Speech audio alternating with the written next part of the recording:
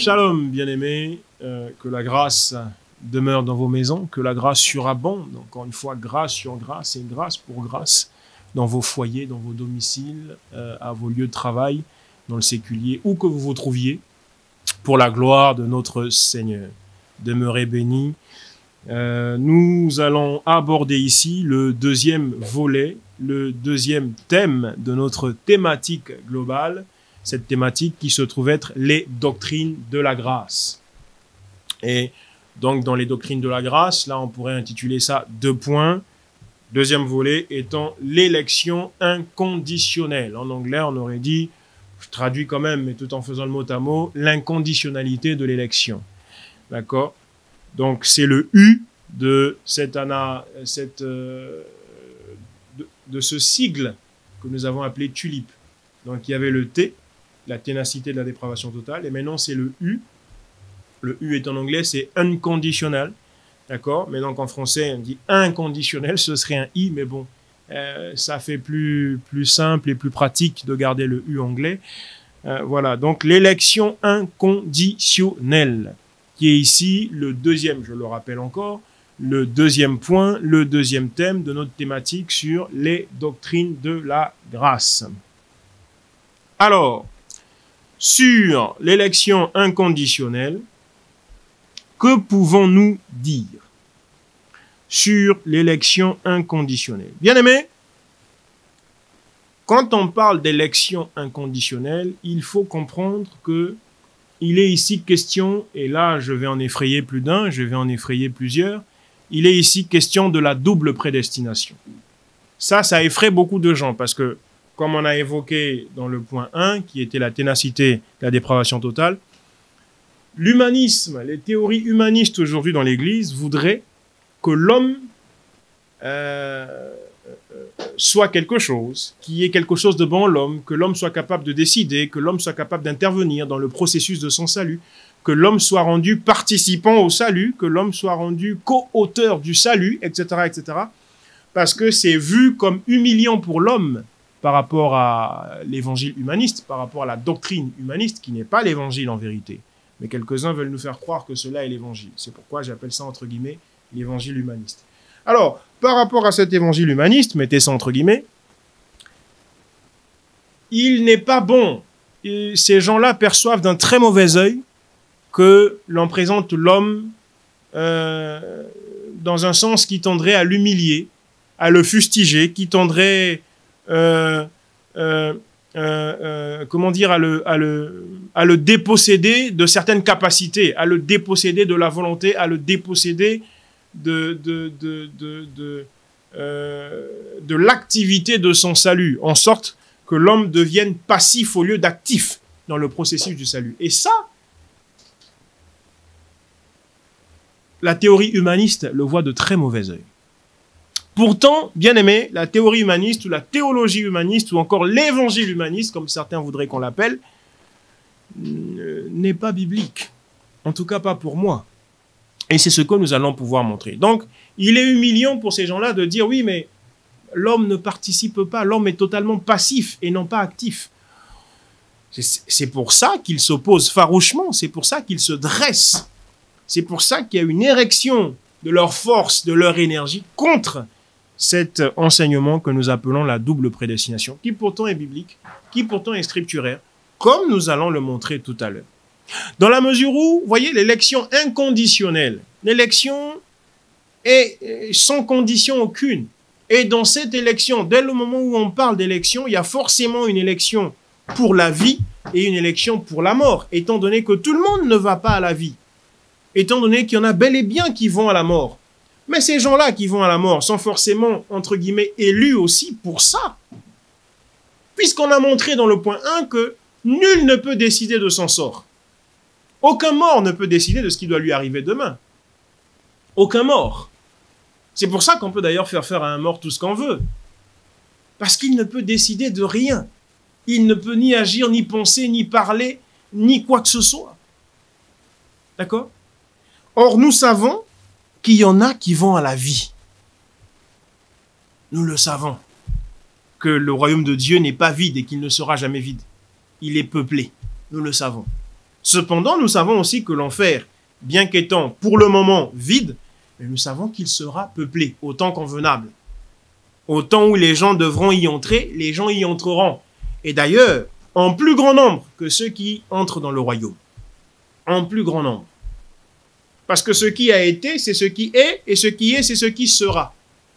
Et ce qui sera, c'est ce qui est, et c'est ce qui a été. Or, quand on va dans l'histoire, on prend par exemple le cas de Noé. Du temps de Noé, je ne sais pas combien ils étaient sur la face de la terre. Mais quel qu'ait pu être ce nombre-là, force est de constater que 8 personnes sur X ont été sauvées. Ça veut dire que le X était supérieur au 8. Ceux qui ont péri étaient en plus grand nombre, étaient incroyablement de fois plus nombreux que ceux qui ont été sauvés. Ça, c'est ce qui a été. Mais l'Écriture dit aussi que ce qui a été là, c'est ce qui est. Et que ce qui est là, c'est aussi ce qui sera. Donc, si du temps de Noé, il y en a qui ont péri et il y en a qui ont été sauvés, c'est pareil. En tout temps, il y en a qui périront, il y en a qui seront sauvés. Or, ceux qui périssent là, c'est pas eux qui choisissent de périr. Tout comme ceux qui sont sauvés, c'est pas eux qui choisissent d'être sauvés. Conformément à ce que nous avons déjà développé dans le thème 1, la ténacité de la dépravation totale. Mais alors, on va asseoir tout ça dans les Écritures. De sorte que ça ne dépend pas finalement des œuvres. Parce que l'élection inconditionnelle, c'est simplement pour dire ça ne dépend pas des œuvres. Aucunement. Ça ne dépend pas des... Et d'ailleurs, si ça dépendait des œuvres, eh bien, conformément à ce qui a été dit au point 1, la voie de conséquence serait, personne ne serait sauvé. Parce que toute l'humanité est pécheur. Ou pécheresse. Alors, s'il faut faire en sorte que le choix de Dieu dépende des œuvres, repose sur les œuvres, ça veut dire que Dieu n'aurait choisi personne pour la vie. Car il est écrit, le salaire du péché, c'est la mort. Et comme tous les humains sont pécheurs, souvenez-vous, Dieu a renfermé tous les hommes sous l'esclavagisme du péché. Le péché était notre maître à tous. Quelques-uns ont changé de maître. J'espère que c'est le cas pour vous.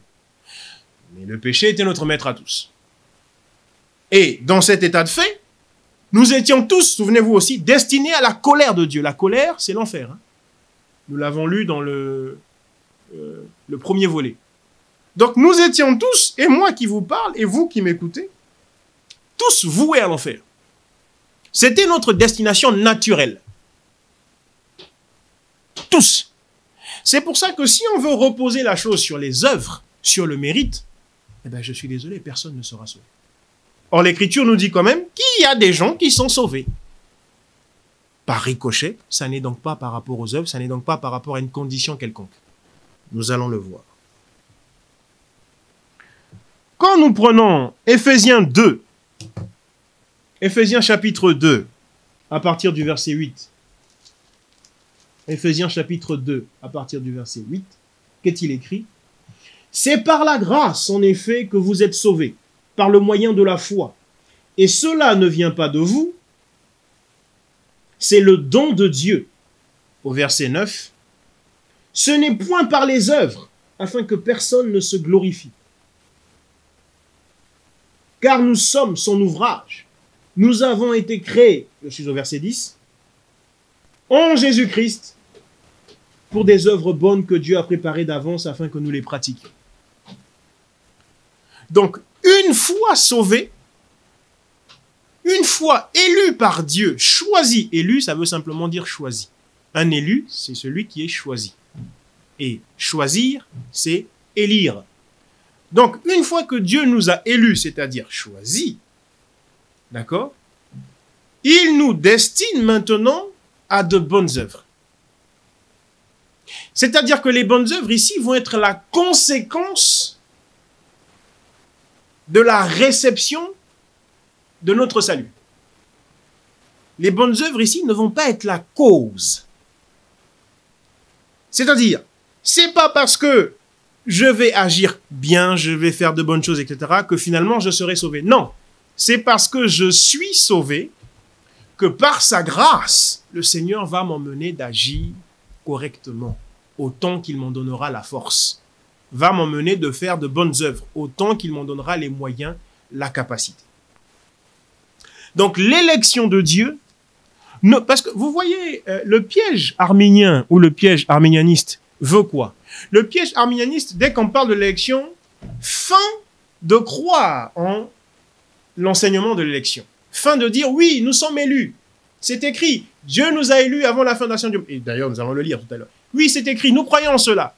Mais nous croyons que l'élection que Dieu a faite reposait sur sa préscience, sur la préscience de Dieu, c'est-à-dire sur le fait que Dieu savait à l'avance qui croirait et qui ne croirait pas, ou qui allait bien se comporter et qui allait mal se comporter.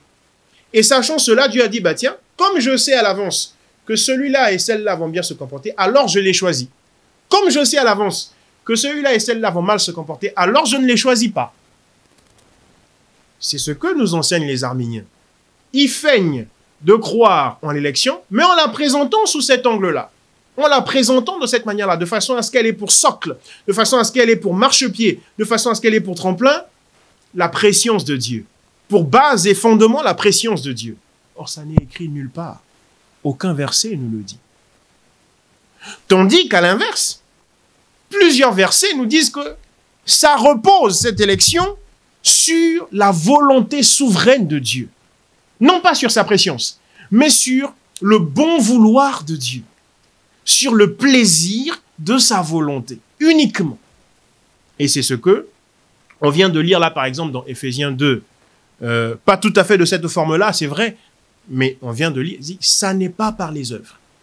Et nous allons lire de manière encore plus explicite le fait que ça repose uniquement sur la volonté souveraine de Dieu. Et non pas sur une prétendue préscience. Absolument pas. Nous allons lire 2 Timothée 1 au verset 9. On va faire pas mal de lectures pour vous aider. 2 Timothée 1. Donc, deuxième épître de Paul à Timothée. Chapitre 1 au verset 9. Et on enchaînera aussitôt après sur d'autres textes, d'autres lectures. Je vais donc lire.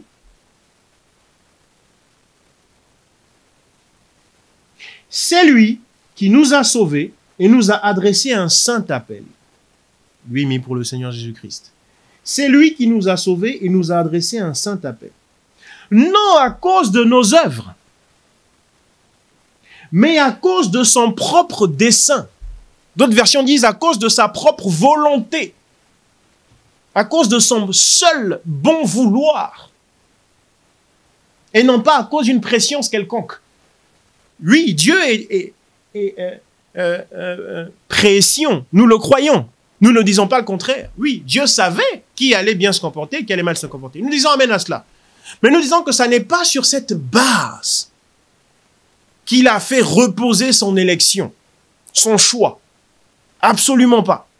C'est sur la base de sa volonté souveraine, uniquement. Sur la base de son bon plaisir, de son bon vouloir.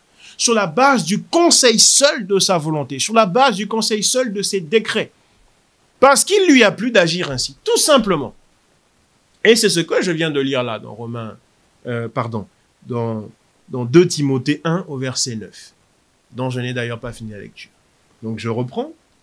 C'est lui, Jésus-Christ, je me répète encore, qui nous a sauvés et nous a adressé un saint appel, non à cause de nos œuvres, mais à cause de son propre dessein et de la grâce qui nous a été donnée en Jésus-Christ avant les temps éternels. Avant les temps éternels. À cause de son propre dessein et à cause de la grâce. Il n'est nullement dit ici à cause de la préscience. À cause du fait que Dieu savait que Nkukayengo, votre frère, allait peut-être bien se comporter. Ou même que Nkukayengo, votre frère, allait mal se comporter. Non. L'élection est inconditionnelle. Ça ne repose pas sur une condition. Ça ne repose sur aucune condition. Et cette double élection ne repose sur aucune condition. On va lire dans... excusez-moi. Dans Éphésiens 1 au verset 11. Vous voyez, on se promène comme ça dans les Écritures. Éphésiens 1 au verset 11.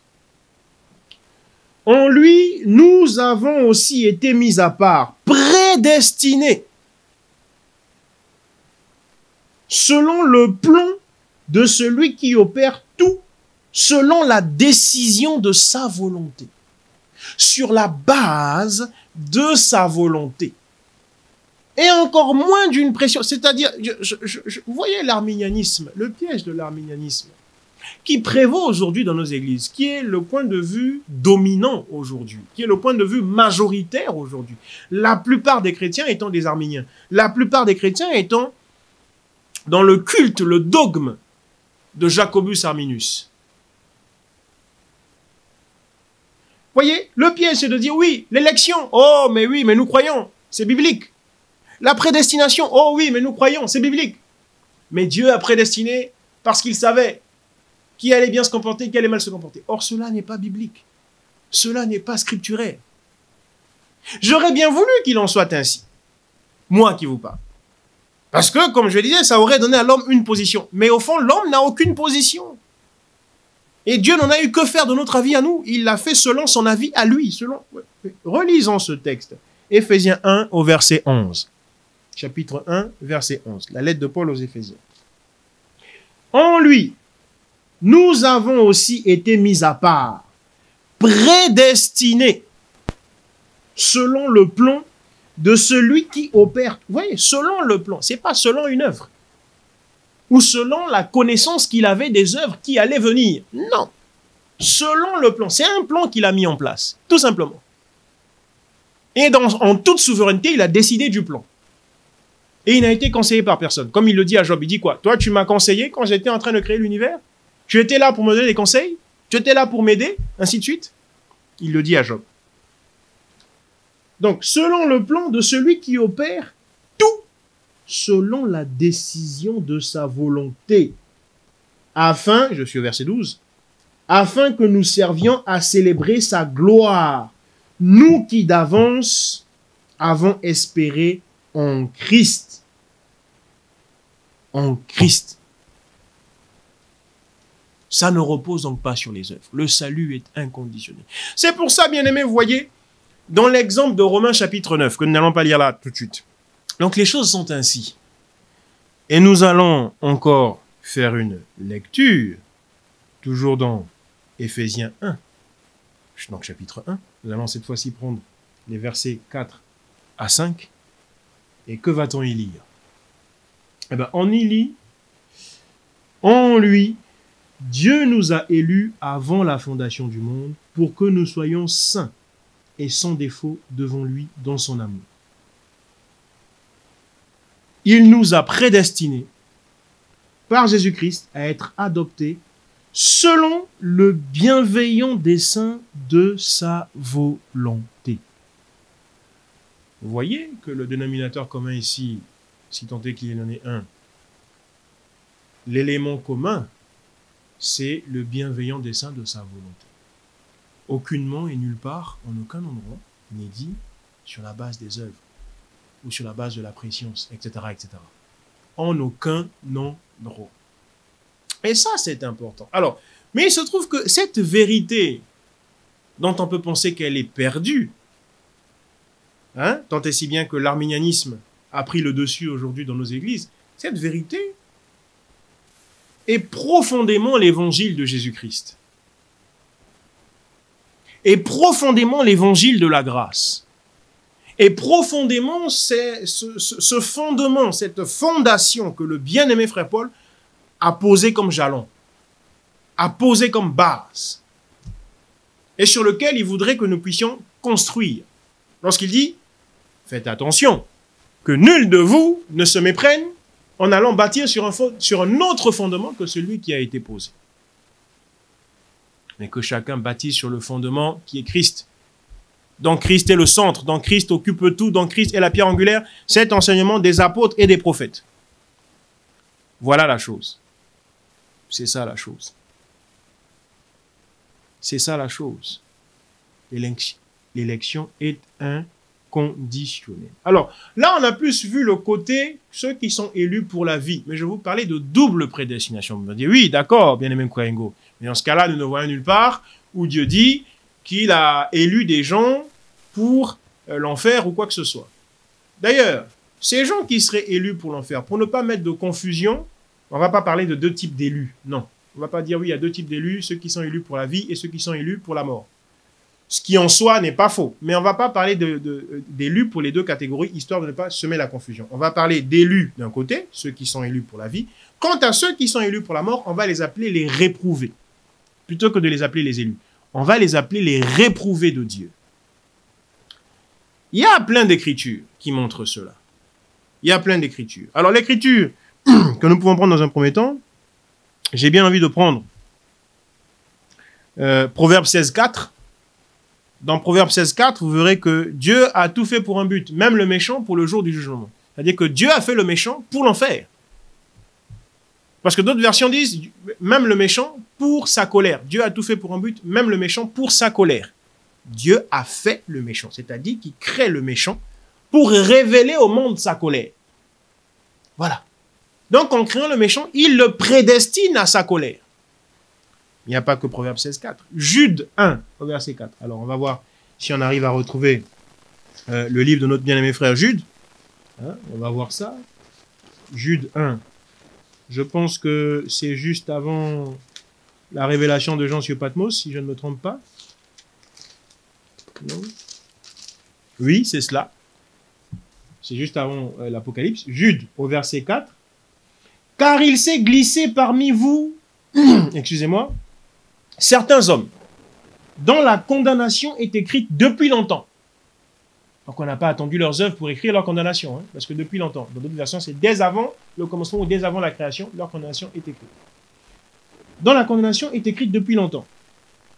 Ces hommes impies qui changent en dérèglement la grâce de notre Dieu et qui renient notre seul Maître et Seigneur, Jésus-Christ. Leur condamnation est écrite depuis longtemps. On va prendre 2 Pierre 2 au verset 3. Deuxième épître de Pierre. Alors, je ne suis pas très loin, semble-t-il. Voilà. Deuxième épître de Pierre, chapitre 2 au verset 3. Alors, je vais commencer Alors, où suis-je? Je vais commencer au verset 2. Bon, disons, je vais commencer au verset 1. Il y a eu de faux prophètes parmi le peuple. De même, il y a parmi vous de faux docteurs qui introduiront insidieusement des hérésies de perdition et qui, reniant le maître qui les a rachetés, attireront sur eux une perdition soudaine. Verset 2. Beaucoup les suivront, ces faux prophètes et faux docteurs. Beaucoup les suivront dans leur dérèglement. Et, à cause d'eux, la voix de la vérité sera calomniée, sera décriée. Verset 3. Par cupidité, ils vous exploiteront au moyen de paroles trompeuses. Mais, depuis longtemps, leur condamnation est en marche et leur perdition n'est pas en sommeil.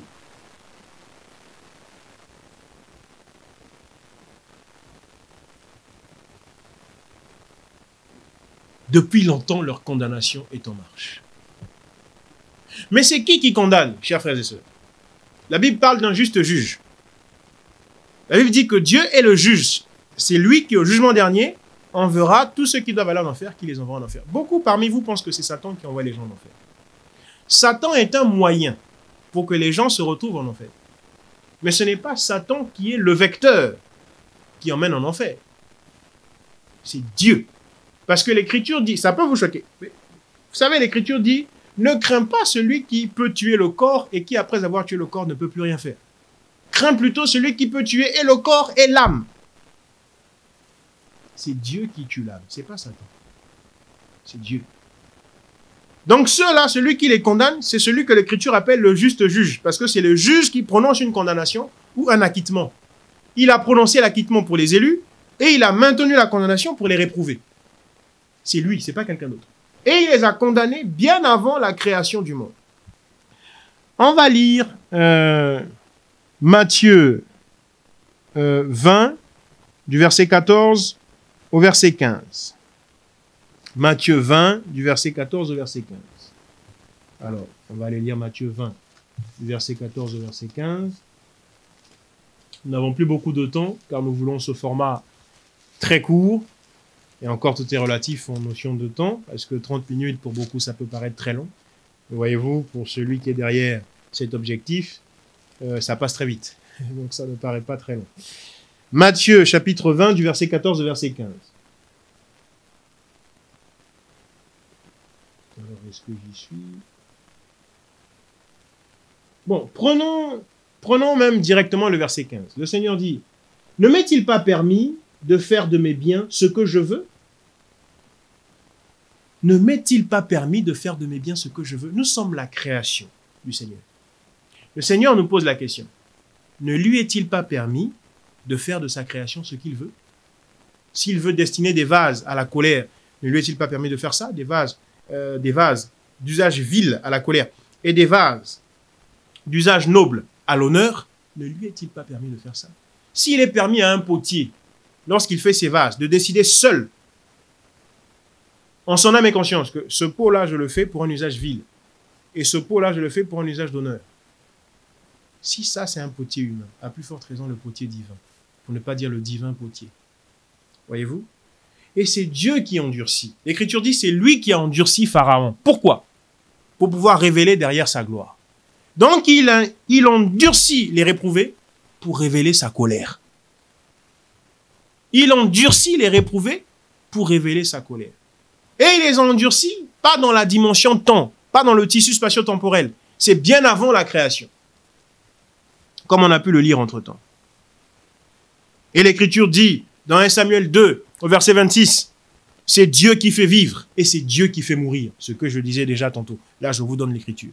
1 Samuel 2, au verset 26, vous irez lire. C'est Dieu qui fait vivre, c'est Dieu qui fait mourir. Et tout cela, ça n'est pas sur la base des œuvres. Sinon, il n'aurait pas aimé Jacob et haï Ésaü. Si c'était sur la base des œuvres, il aurait plutôt aimé Ésaü et haï Jacob. Parce que Jacob, de manière factuelle, de par les faits, c'est-à-dire de par les œuvres, était un malfaiteur. D'ailleurs, son nom, ne le dit-il pas? Jacob, le trompeur, le menteur, l'usurpateur, l'imposteur. C'est ça que veut dire Jacob. Ça n'est pas sur la base des œuvres. Sauf que, je ne peux pas dire cela sans rajouter que, une fois qu'il nous a choisis pour le salut, c'est-à-dire qu'il nous a élus, une fois qu'il nous compte du nombre des élus, il nous destine à de bonnes œuvres.